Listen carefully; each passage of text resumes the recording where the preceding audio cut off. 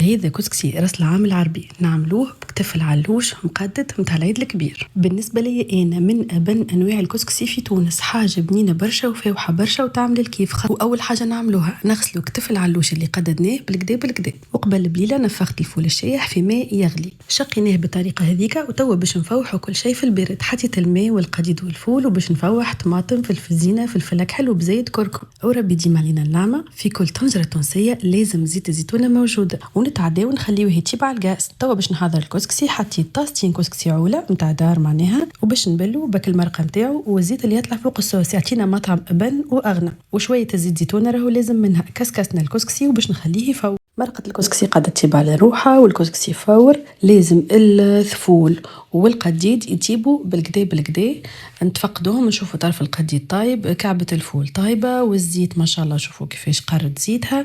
وتوا نهزوا طرف ماك الزيت هذاك نتاع المرقة ونكسكسوا بيه، ومن بعد باش نصبوا الصوص ونخليو الكسكسي نتاعنا يتسقى، وكل وحده تعرف كسكسيها قداش يشرب. ومن بعد نغموه دريج من زمان حتى لين يشربك الصوص الكل. وشوفوا كيفاش كل كعبه وحدها، راهو احنا نحبوها كشيح شويه مش مزرزق.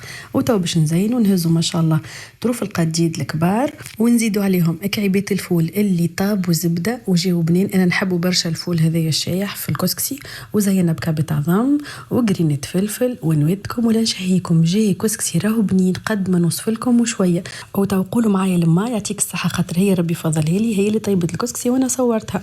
وانتم قولوا لي كيفاش طيبوه كسكسي راس العام العربي.